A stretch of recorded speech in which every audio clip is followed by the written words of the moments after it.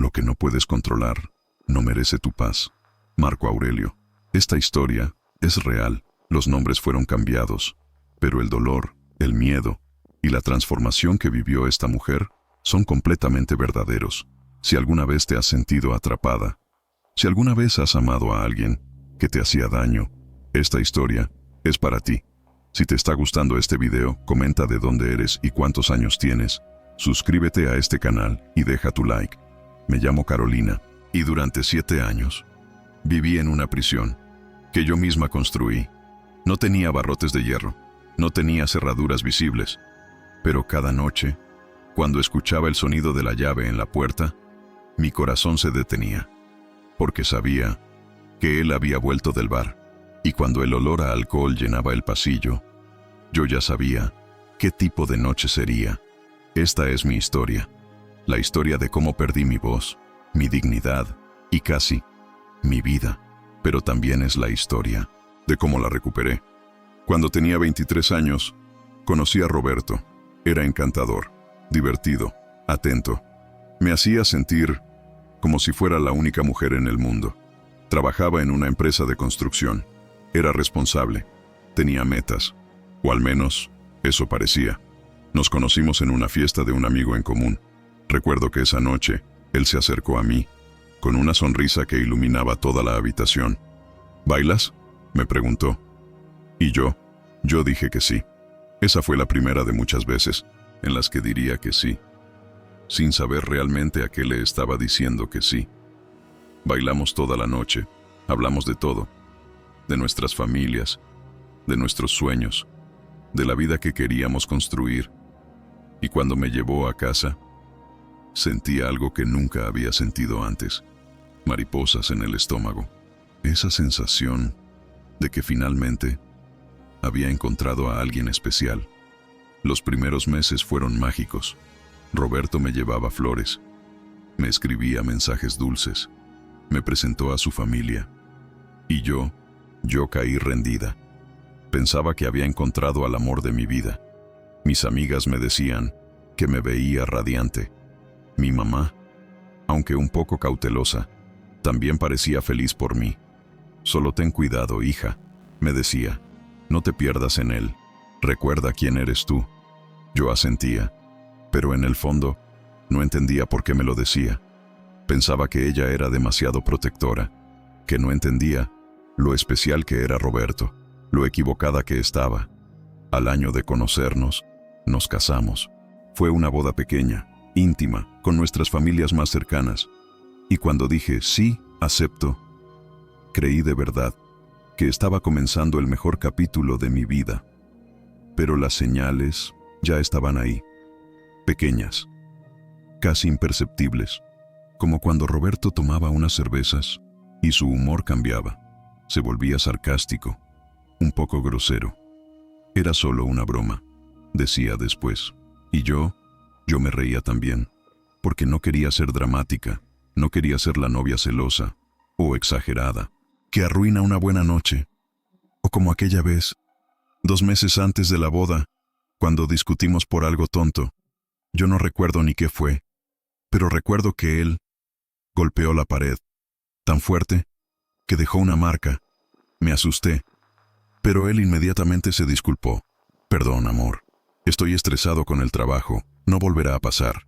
Y yo le creí, porque quería creerle, porque estaba enamorada, y porque, en ese momento, no sabía que ese era el comienzo. Nos casamos, y al principio, todo era perfecto. O eso creía yo. Vivíamos en un pequeño departamento, 2 habitaciones, una cocina acogedora, una sala donde pasábamos las tardes viendo películas. Yo trabajaba como asistente administrativa. No ganaba mucho, pero era suficiente. Roberto seguía en la construcción, y entre los dos, teníamos lo necesario para vivir tranquilos. Pero poco a poco, las cosas empezaron a cambiar. Roberto comenzó a llegar tarde. Fue un día largo, decía. Tuve que quedarme a terminar un proyecto. Yo no preguntaba mucho, confiaba en él. Pero luego, empecé a notar el olor. Cerveza, whisky. A veces, llegaba con los ojos vidriosos. Y cuando le preguntaba, él se enojaba. ¿Ahora me vas a controlar? ¿No puedo tomar con mis amigos? Y yo me sentía culpable. Pensaba que estaba siendo demasiado insistente, que tal vez él tenía razón, que todos necesitan desahogarse después del trabajo. Pero las noches en las que llegaba borracho se volvieron más frecuentes, una vez por semana, luego dos, luego casi todas las noches. Y con el alcohol venía la rabia. La primera vez que me gritó, yo me quedé paralizada. Estábamos cenando. Yo había cocinado arroz con pollo, uno de sus platos favoritos. Pero esa noche, él llegó más tarde de lo normal, más borracho de lo normal. Se sentó a la mesa, probó la comida y la escupió. «Está horrible», dijo. «¿Esto es lo mejor que sabes hacer?» Yo sentí como las lágrimas se agolpaban en mis ojos. «Lo siento», murmuré. «¿Puedo prepararte otra cosa?» Él se levantó, tiró el plato al suelo y salió de la habitación. Yo me quedé ahí, mirando el arroz esparcido por el piso, las lágrimas cayendo y una pregunta martillando en mi cabeza. ¿Qué hice mal? Esa fue la primera de muchas noches en las que me haría esa pregunta. Pero la peor parte no fue el grito, ni el plato roto.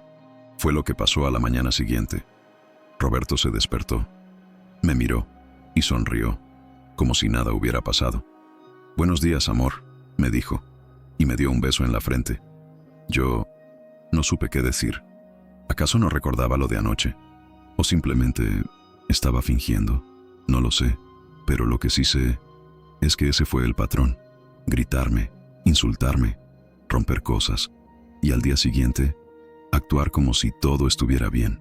O peor aún, pedirme perdón, llorar, decirme que me amaba, que no quería perderme, que iba a cambiar.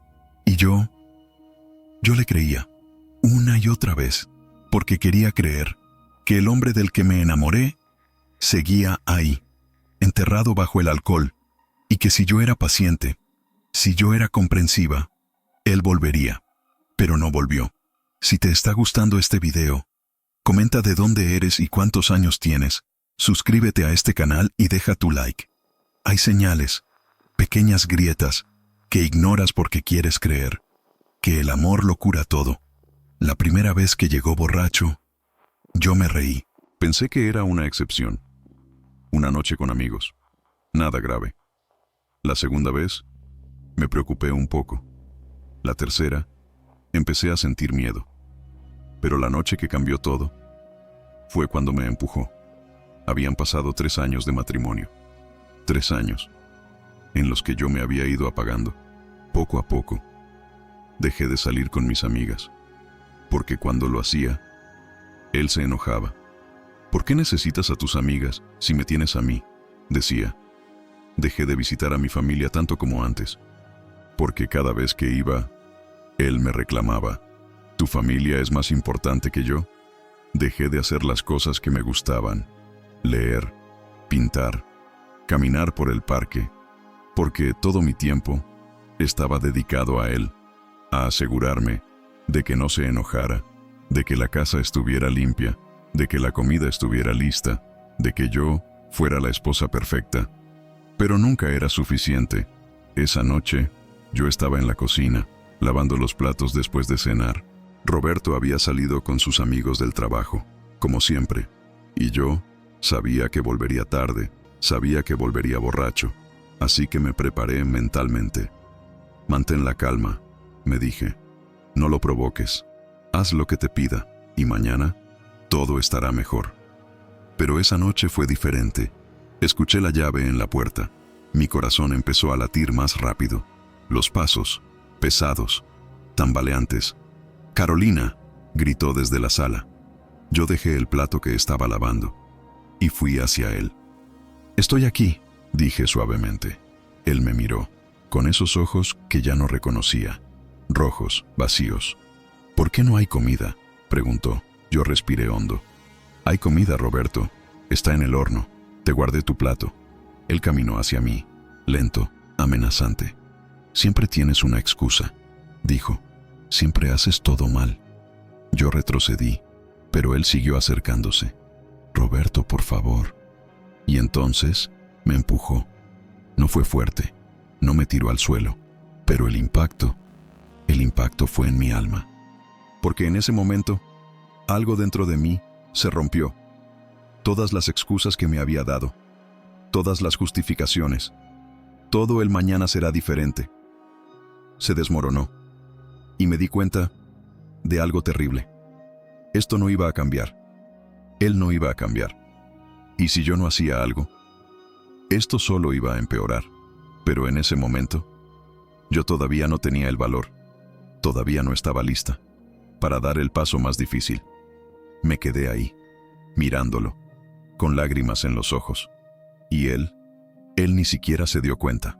Se fue a la habitación y se quedó dormido, como siempre. Yo me quedé en la cocina, temblando, sintiéndome más sola que nunca, y pensé, ¿cómo llegué aquí? Los meses que siguieron fueron los más oscuros de mi vida, porque después de ese empujón, algo cambió en Roberto. Era como si hubiera cruzado una línea, y ahora ya no había vuelta atrás. Los empujones se volvieron más frecuentes. A veces me agarraba del brazo, tan fuerte que me dejaba marcas, moretones pequeños, que yo escondía con mangas largas, incluso en verano. Una vez, me agarró del cabello. Fue durante una discusión. Yo le había pedido que dejara de beber tanto, que buscara ayuda. Y él explotó. Me agarró del cabello, me jaló hacia atrás y me dijo, ¿quién te crees que eres para decirme qué hacer? Yo grité, de dolor, de miedo, y él me soltó. Se fue al bar y yo me quedé en el piso, llorando, tocándome la cabeza, sintiendo el ardor y pensando en cómo había llegado a esto. Recuerdo que esa noche llamé a mi hermana. Se llama Daniela. Es 2 años mayor que yo, y siempre habíamos sido muy unidas. Pero en los últimos años, yo me había alejado, porque cada vez que hablaba con ella, me preguntaba cómo estaba, y yo no podía mentirle, o al menos no sin que ella se diera cuenta. Esa noche, marqué su número, con las manos temblando. Ella contestó al tercer timbre. ¿Carolina? Su voz era cálida, preocupada. Hola, Dani, dije, tratando de sonar normal. ¿Estás bien? Y ahí fue cuando me quebré. No, susurré, no estoy bien. Hubo un silencio, y luego, su voz, firme, decidida. Dime dónde estás, voy ahora mismo. No, dije rápidamente. Roberto está aquí. Bueno, no ahora, pero va a volver. Carolina, dijo ella, ¿qué está pasando? ¿Te está haciendo daño? Yo quería decir que sí, quería gritarlo, pero en cambio, dije, estoy bien, solo necesitaba escuchar tu voz. Ella no me creyó, lo supe por su silencio. Carolina, si necesitas ayuda, yo estoy aquí, mamá está aquí, todos estamos aquí. Lo sé, dije, gracias, y colgué, antes de que ella pudiera insistir, porque sabía que si seguía hablando, le contaría todo, y no estaba lista, todavía no. Esa noche, Roberto volvió, más borracho que nunca. Entró a la habitación, y yo fingí estar dormida. Cerré los ojos, contuve la respiración, y recé, para que simplemente se acostara y se durmiera. Y eso hizo. Pero yo no pude dormir. Me quedé ahí, toda la noche, con los ojos abiertos, mirando el techo, sintiendo su respiración pesada a mi lado, y pensando en cómo había llegado a tenerle miedo al hombre que juraba amarme. Los días se volvieron grises. Yo iba al trabajo, sonreía cuando era necesario, hacía mi labor, pero por dentro estaba vacía. Mis compañeros empezaron a notar que algo estaba mal. ¿Estás bien, Carolina?, me preguntaba Laura, mi compañera de cubículo. Sí, respondía yo, siempre. Solo estoy cansada. Pero la verdad es que estaba más que cansada. Estaba agotada, de vivir con miedo, de caminar en cáscaras de huevo, de preguntarme constantemente qué versión de Roberto volvería a casa esa noche. Empecé a desarrollar ansiedad. Mi estómago siempre estaba revuelto. No podía comer bien. Perdí peso. Mi mamá lo notó. «Estás muy delgada, hija», me dijo una tarde que la visité. «¿Estás comiendo bien?» «Sí, mamá», mentí. «Es solo el trabajo. Ha estado muy demandante». Ella me miró, con esos ojos que siempre podían ver más allá de mis palabras. «¿Y Roberto? ¿Cómo está él?» Yo forcé una sonrisa. «Está bien, trabajando mucho también». Ella asintió, pero pude ver la preocupación en su rostro. «Si necesitas algo, Carolina, cualquier cosa, aquí estoy». «Lo sé, mamá». Y cambié de tema, porque no podía decirle la verdad. No podía admitir que mi matrimonio era un desastre, que tenía miedo en mi propia casa, que el hombre que elegí se había convertido en mi pesadilla. Pasaron los meses y las cosas empeoraron. Roberto perdió su trabajo, lo despidieron, por llegar tarde repetidas veces, y borracho. Cuando me lo contó, yo traté de ser comprensiva. «Está bien», le dije. «Buscaremos otra cosa, yo puedo cubrir los gastos por ahora». Pero eso solo lo hizo enojar más. Se sentía humillado, como si el hecho de que yo trabajara y él no fuera una amenaza a su masculinidad. Empezó a beber más, ya no solo por las noches, ahora también durante el día. Yo llegaba del trabajo y lo encontraba en el sofá, con latas de cerveza vacías a su alrededor, mirando la televisión, con esa mirada perdida que me partía el corazón y me enojaba al mismo tiempo. «¿No buscaste trabajo hoy?», le preguntaba, y él explotaba. «¿Me estás reclamando? Después de todo lo que hago por ti». Yo ya ni siquiera sabía qué era lo que hacía por mí, pero no discutía, porque discutir solo empeoraba las cosas. Una noche llegué a casa y la encontré destrozada. Había platos rotos, muebles movidos. La lámpara de la sala estaba en el suelo, hecha pedazos. «Roberto», llamé, con el corazón en la garganta. Lo encontré en la habitación, sentado en el borde de la cama, con la cabeza entre las manos. «¿Qué pasó?», pregunté, tratando de mantener la calma. «Nada», dijo él, sin mirarme. «Solo necesitaba desahogarme». Desahogarse. Esa era su excusa, siempre. Yo miré el desastre y sentí como algo dentro de mí se quebraba. Otra vez. «No puedo seguir así», susurré, casi para mí misma. Pero él lo escuchó. Se levantó, caminó hacia mí, y por un momento pensé que me golpearía, pero no lo hizo. En cambio, me miró a los ojos y dijo: «Si me dejas, me mato». Esas palabras se clavaron en mi pecho, como un cuchillo, porque ahora no solo cargaba con mi dolor, cargaba con su vida, o al menos eso me hizo creer. «No digas eso», le dije, con lágrimas en los ojos. «Vamos a buscar ayuda, juntos». Él asintió y me abrazó, y yo me aferré a ese abrazo, porque necesitaba creer que todavía había esperanza, pero en el fondo, yo sabía la verdad. Esto no iba a mejorar, no mientras él siguiera bebiendo, y no mientras yo siguiera permitiéndolo. Pasaron 2 años más, 2 años en los que yo me convertí en un fantasma. Iba al trabajo, volvía a casa, cocinaba, limpiaba y evitaba cualquier cosa que pudiera provocar a Roberto. Dejé de hablar, dejé de opinar, dejé de ser yo, porque en algún momento aprendí que era más seguro ser invisible, pero por dentro yo estaba muriendo, lentamente, día tras día, hasta que una noche todo cambió. Era viernes. Roberto había salido al bar, como siempre, y yo estaba en la cocina, lavando los platos, como siempre.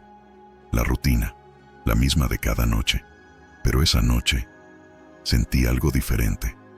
Un peso en el pecho, una opresión, como si ya no pudiera respirar. Me senté en el suelo de la cocina y lloré. Lloré como no había llorado en años, porque finalmente me di cuenta. Esto era mi vida. Esta era la vida que había elegido, o que había permitido. Y si no hacía algo, Esto sería mi vida, hasta el día en que muriera. Y en ese momento, sentí algo. No fue esperanza, no fue valentía, fue rabia. Rabia contra Roberto, por hacerme esto, pero sobre todo, rabia contra mí misma, por permitirlo, por quedarme, por creer sus promesas, por sacrificar mi vida, esperando que él cambiara. Me levanté del piso, me limpié las lágrimas y tomé una decisión. Ya no más. No sé de dónde vino esa claridad, tal vez del agotamiento, tal vez del dolor acumulado, o tal vez simplemente era mi instinto de supervivencia, despertando. Pero en ese momento, yo supe que tenía que irme. No mañana, no la próxima semana. Ahora, fui a la habitación, saqué una maleta y empecé a empacar. Ropa, documentos, fotografías, lo esencial. Mis manos temblaban. Mi corazón latía tan fuerte que podía escucharlo en mis oídos. Pero no me detuve, porque sabía que si lo hacía, perdería el valor. Y entonces, escuché la llave en la puerta. Mi cuerpo se congeló. Roberto había vuelto. Escuché sus pasos, pesados, irregulares. «Carolina», gritó. Yo cerré la maleta, la metí debajo de la cama y salí de la habitación, tratando de parecer normal. «Estoy aquí», dije. Él estaba en la sala, más borracho que nunca. Podía verlo en su mirada, en la forma en que se tambaleaba. «¿Por qué no hay comida?», preguntó. La misma pregunta, siempre. Yo respiré hondo. «Hay comida, Roberto, está en el horno». Él caminó hacia mí, y yo retrocedí instintivamente, porque conocía ese caminar, esa mirada. «Eres inútil», me dijo. «No sirves para nada». Y entonces me agarró del brazo, fuerte, tan fuerte que sentí cómo se marcaban sus dedos en mi piel. Pero esta vez, algo fue diferente. Esta vez, yo no me quedé callada.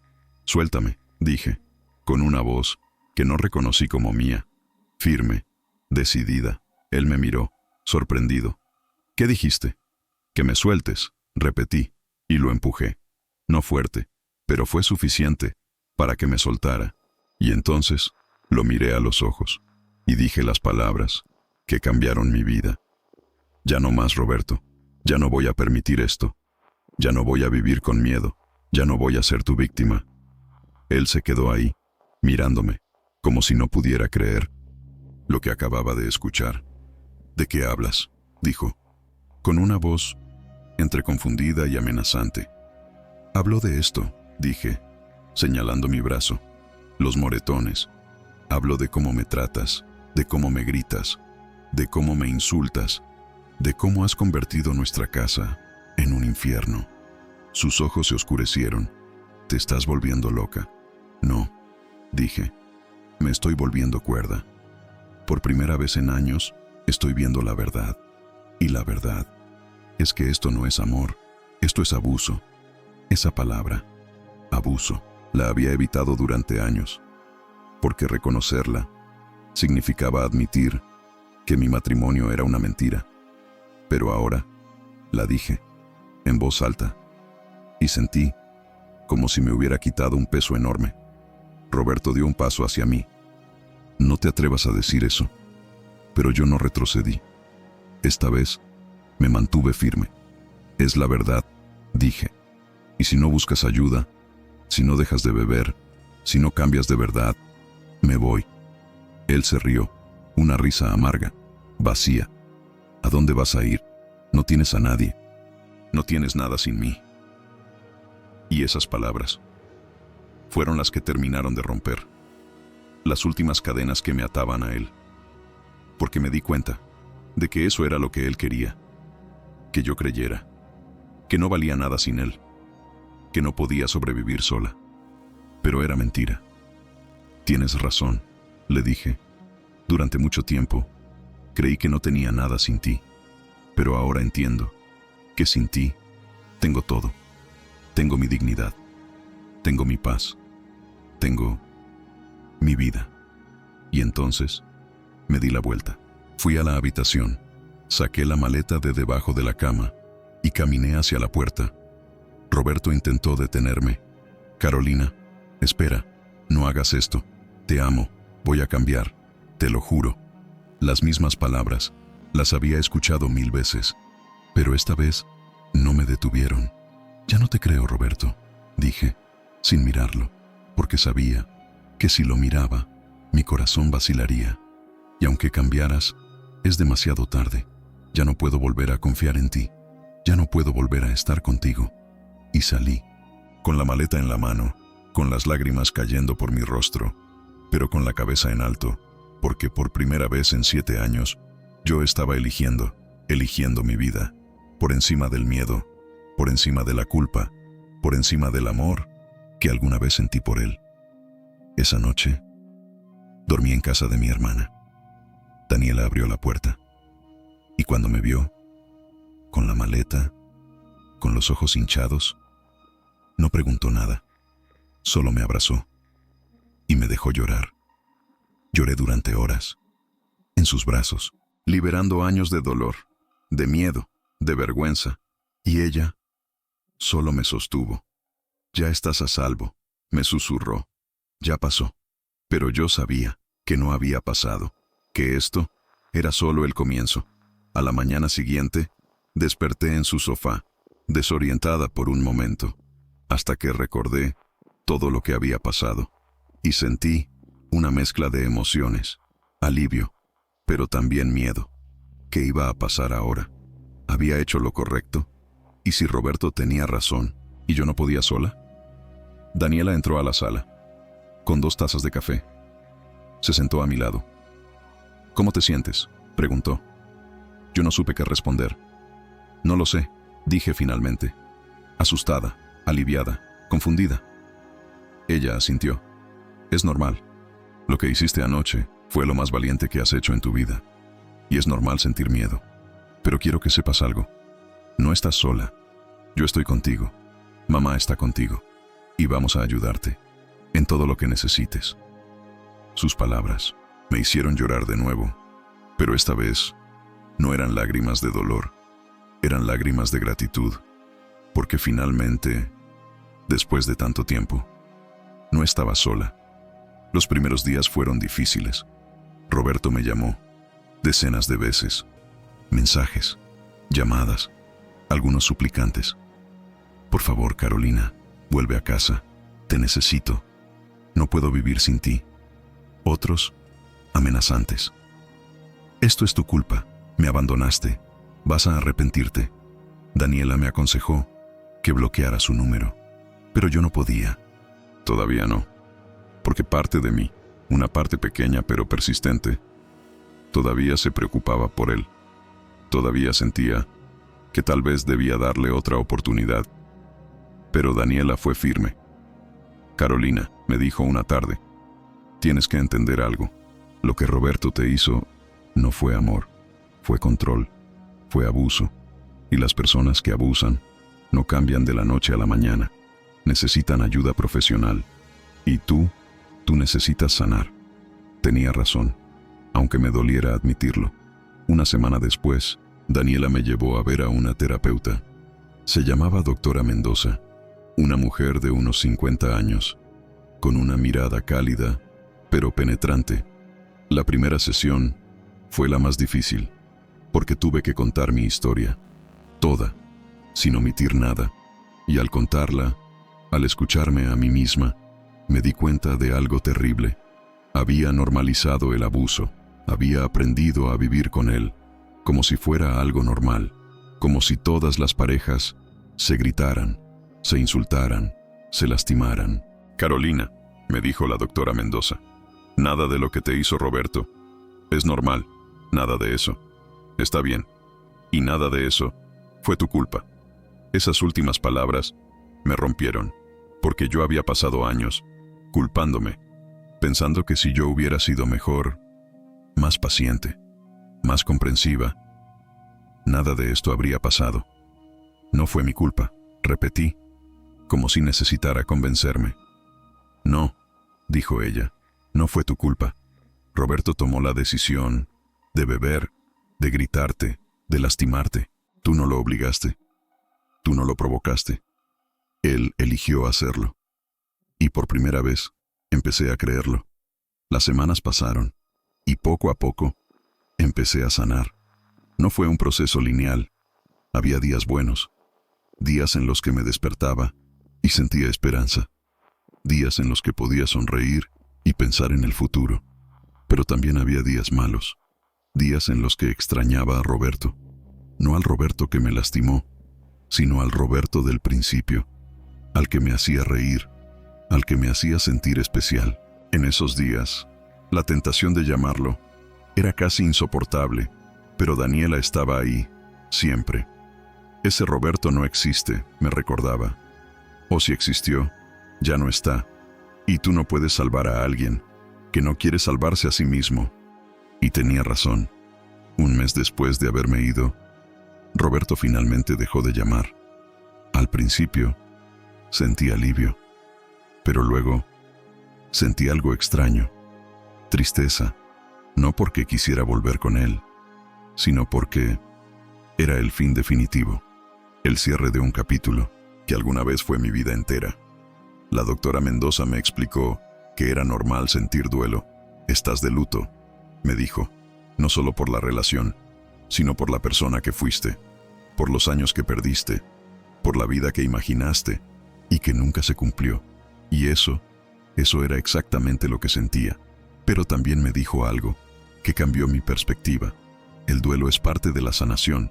Tienes que permitirte sentirlo, llorar, enojarte, pero no te quedes ahí, porque del otro lado del duelo está la libertad.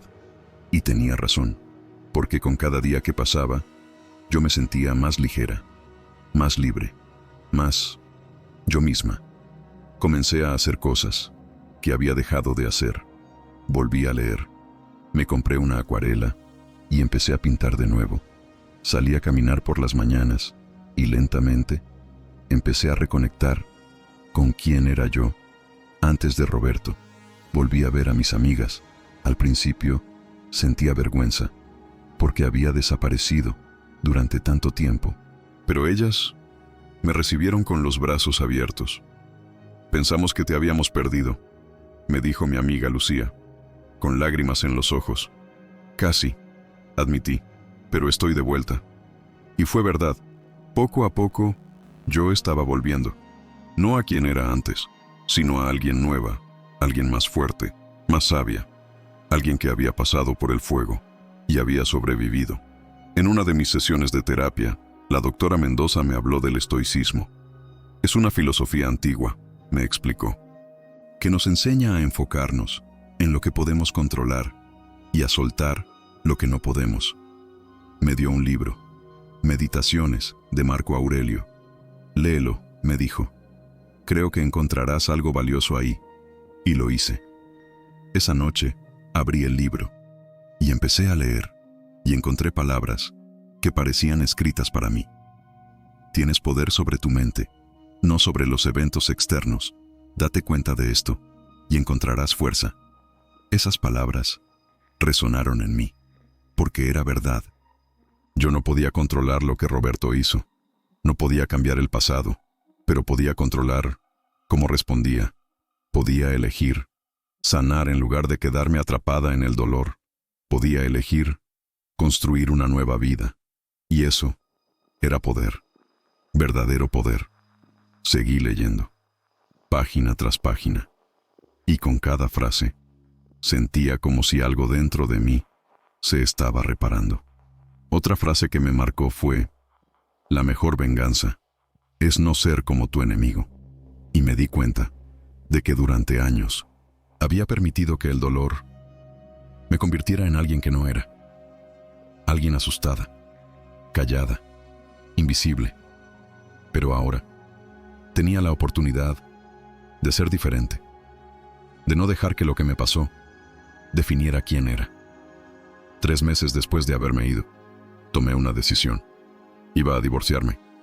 No fue fácil, porque parte de mí todavía sentía culpa. Todavía escuchaba la voz de Roberto, diciendo que si lo dejaba, se mataría. Pero la doctora Mendoza fue clara. Esa es una manipulación, una forma de control. Tú no eres responsable de las decisiones que él tome. Eres responsable de tu propia vida y tienes derecho a elegir la felicidad. Así que lo hice. Contraté a un abogado y empecé el proceso.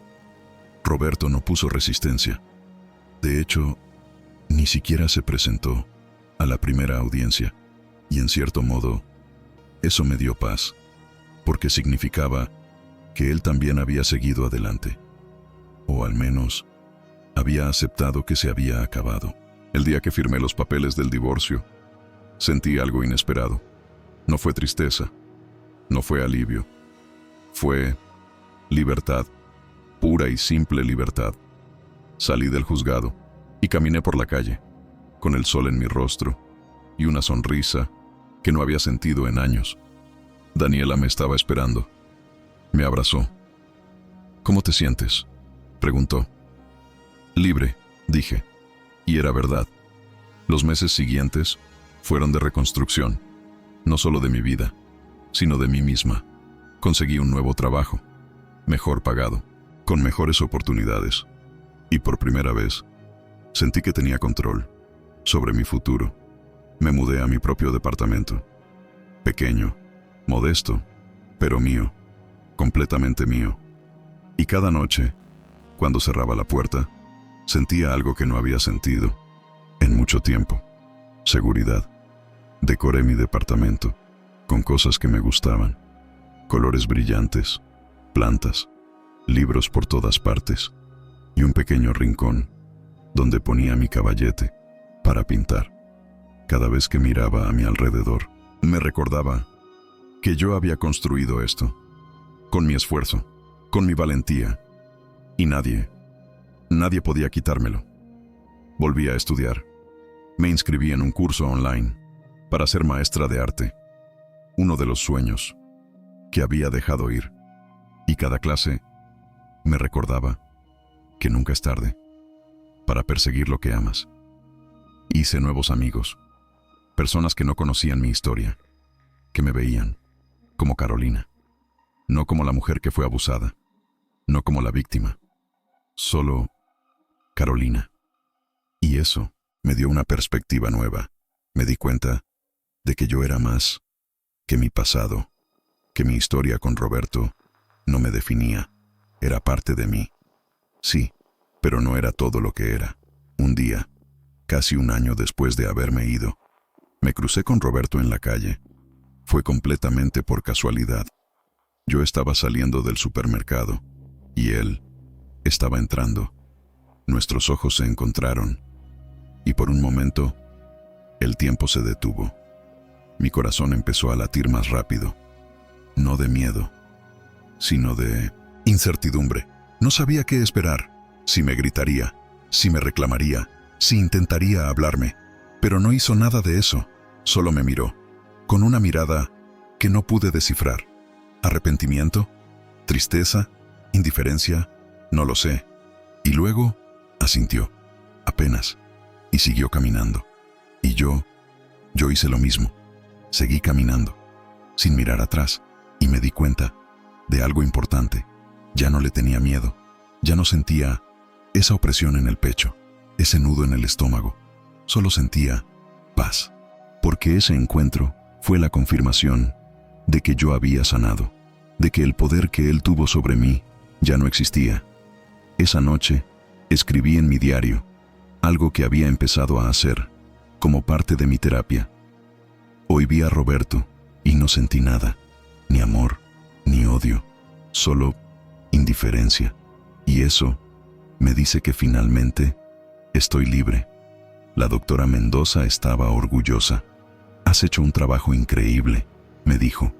Has enfrentado tu dolor, has sanado tus heridas y has construido una nueva vida.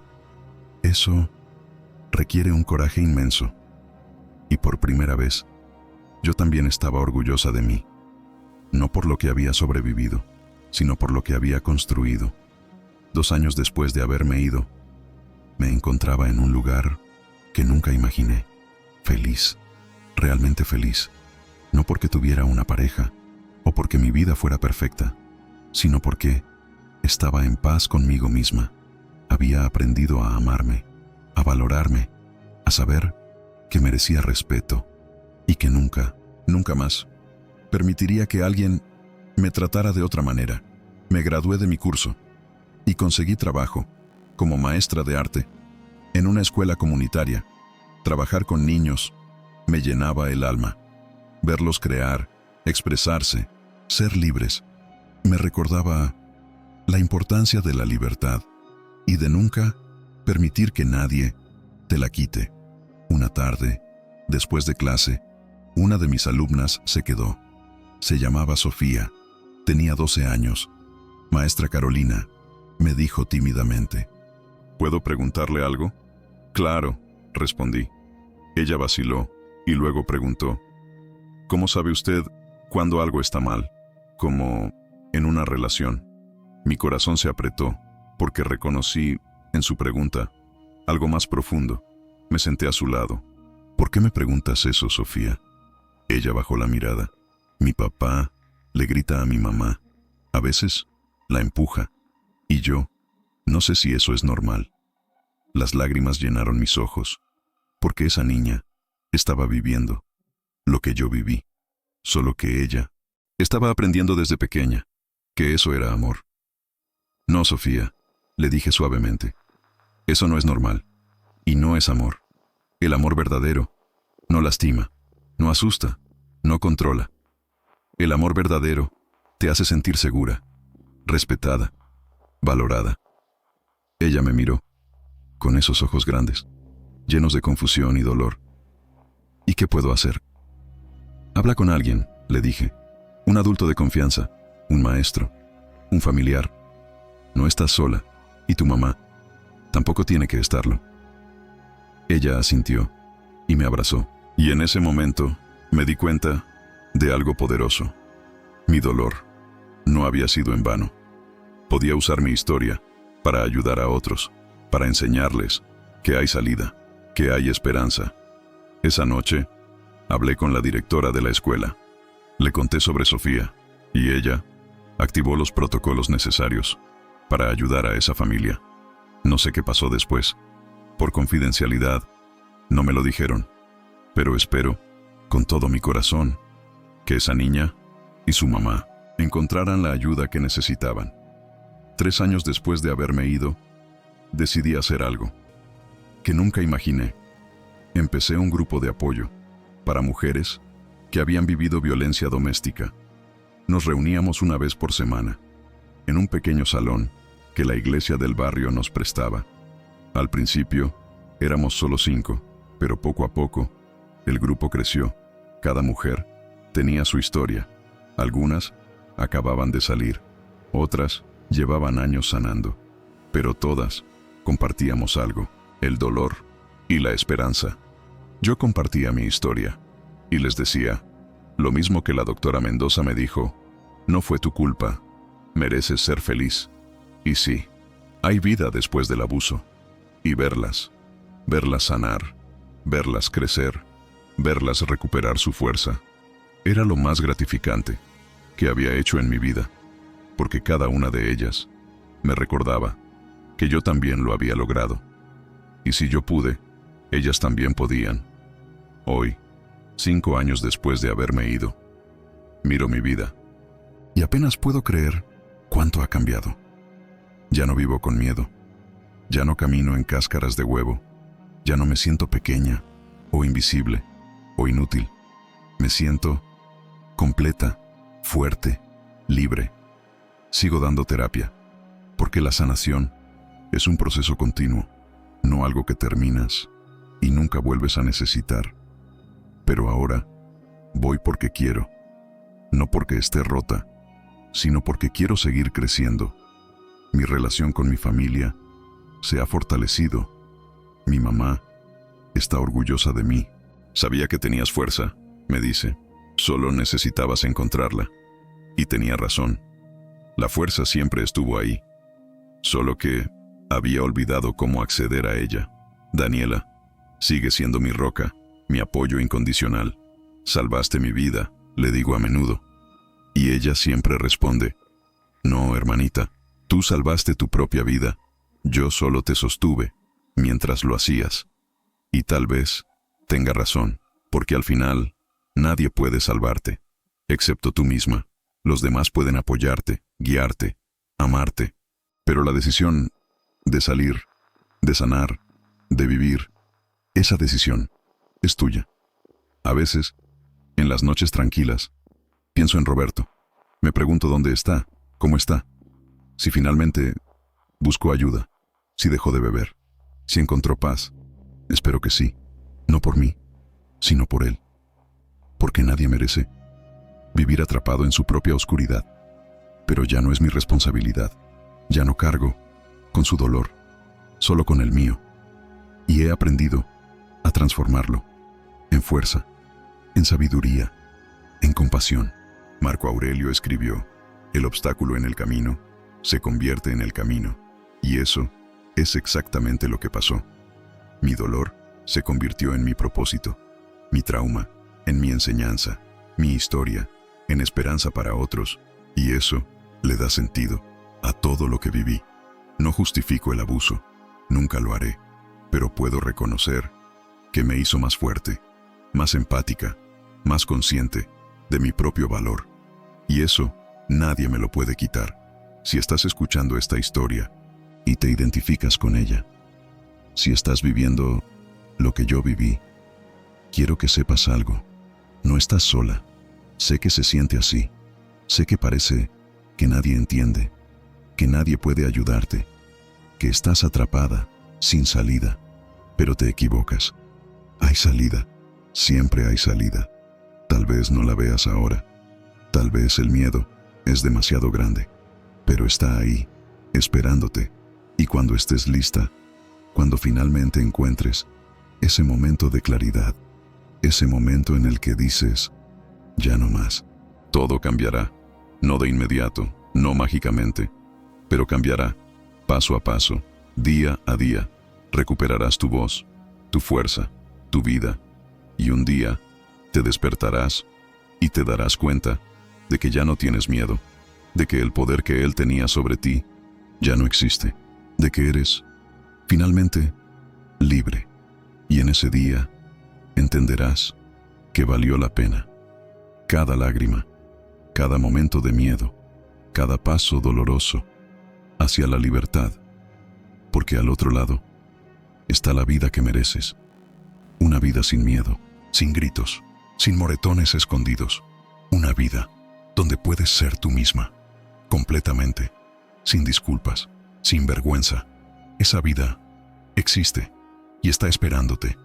Solo tienes que atreverte a tomarla. Sé que es difícil, créeme, lo sé, pero también sé que eres más fuerte de lo que crees, que dentro de ti hay un coraje que ni siquiera sabías que tenías. Y cuando finalmente lo encuentres, nada podrá detenerte. Así que si necesitas una señal, esta es tu señal. Si necesitas permiso, te doy permiso para irte, para salvarte, para elegirte. No es egoísmo, no es cobardía, es amor propio, es supervivencia, es lo más valiente que harás. Y si nadie más te lo dice, yo te lo digo: mereces ser feliz, mereces ser amada, con respeto, con ternura, con verdad. Y si esa persona no puede darte eso, entonces mereces estar sin esa persona, porque estar sola no es lo peor que puede pasarte. Lo peor es estar con alguien que te hace sentir sola. Lo peor es perder tu vida tratando de salvarla de alguien más. Lo peor es despertar un día y no reconocerte. No permitas que eso te pase. No permitas que alguien te robe lo más valioso que tienes: tu paz, tu dignidad, tu vida. Porque una vez que la recuperes, te darás cuenta de algo maravilloso, que siempre fue tuya, que nadie, nunca, tuvo derecho a quitártela, y que ahora nadie podrá hacerlo, porque tú eres más fuerte, más sabia y más libre de lo que jamás imaginaste. Gracias por escuchar mi historia, gracias por estar aquí. Y si esta historia tocó tu corazón, Si te hizo sentir menos sola, por favor, compártela, porque tal vez haya alguien más que necesite escucharla. Alguien que, como yo, necesita saber que hay esperanza y que sí, hay vida después del dolor. Déjame un comentario, cuéntame tu historia, o simplemente dime que estás aquí, que me escuchaste, porque juntas somos más fuertes. Juntas podemos iluminar la oscuridad y recordarnos que merecemos todo el amor y toda la paz del mundo. Suscríbete a este canal porque cada semana compartimos historias de transformación, de dolor, convertido en fuerza, de oscuridad, convertida en luz, y de personas que decidieron no rendirse. Nos vemos en la próxima historia, y mientras tanto, cuídate, ámate, protégete, y recuerda, ya no más. 3 palabras que cambian todo. 3 palabras que te devuelven tu vida. Ya no más. Fin. Mensaje final. Esta historia es para recordarte que la transformación es posible, que el dolor puede convertirse en sabiduría, que la oscuridad siempre da paso a la luz. Si Carolina pudo, tú también puedes.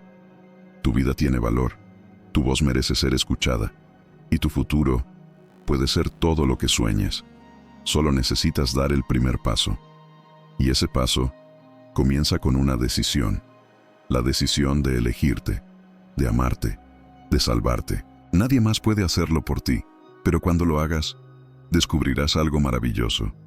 Que siempre fuiste más fuerte de lo que creías, que siempre tuviste el poder y que la libertad siempre estuvo esperándote.